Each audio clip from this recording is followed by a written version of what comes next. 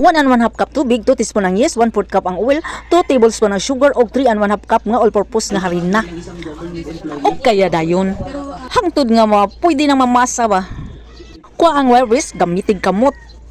Sige hanagin masa hangtod nga mulumoy. O nya, butangan dag asin, 1 teaspoon ng asin, masaha dayog balik. Butang ang gamay ng mantika, o nya patubuon. O nya, ari na sa prepare sa tas atong pang-toppings. Muad-ad na diri og ham. Pagkahuman butangan pa sa tani o magbuhat sa hotdog. Paksi na diri pila ka bok hotdog.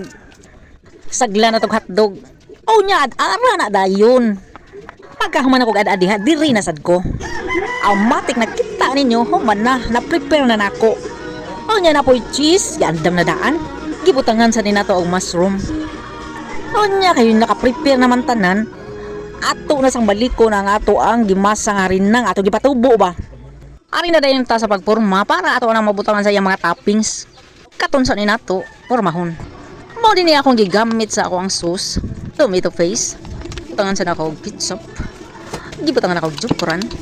Pagkahuman butangan sa nato og sabaw sa pineapple. O nya, o kayo na nimo sa gulon ra na nimo tarong. Ubuhat radyo kung ako ang kagulingong pizza sauce.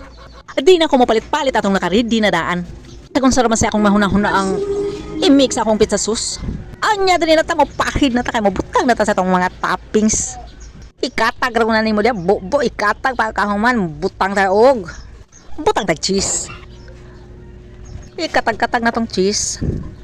Patuyok og daghang kang cheese. Mas maayo kani siya ordinaryong cheese ra niya. Dili na tong mahalon nga nagbira nimo manggunit. O nya diri lang sa taan ni kanang cheese lang kay medyo barato ni. Pero panagsa mo palit man sad mi ato. Ikatag-katag na ni nato atong mga toppings sa naong ra bisag unsaon na ni magbutang ikaw na jud bahala ana. Pero kaya ko ta kay tapulan man ko aging nani lang nako. Diretso ra nako pamubo diha unsay maayo. O nya sprinklean sa dato anong silispada, butangan sa dato bell pepper.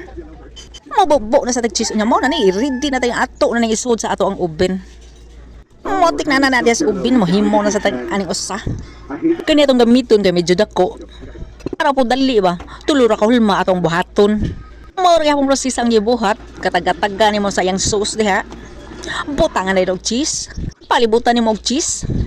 Kanya mo na to, sim procedure agad, butang na sa atong toppings diha.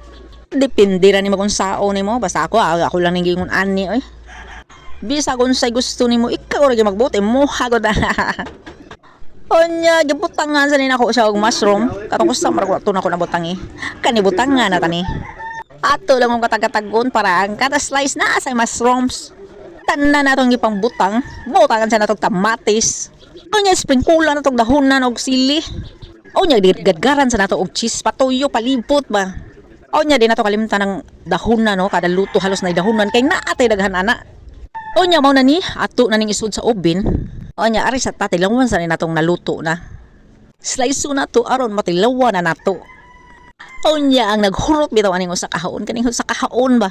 Ang mga anak babae ra ginako. Kay gimingaw naman sa gunan sila pizza nako. Onya, lami ra ba kuno. Puong pa nila ha. Onya, pwede ra ba gining himuon ninyo bisag wa may oven. Kahara pwede ra gid na.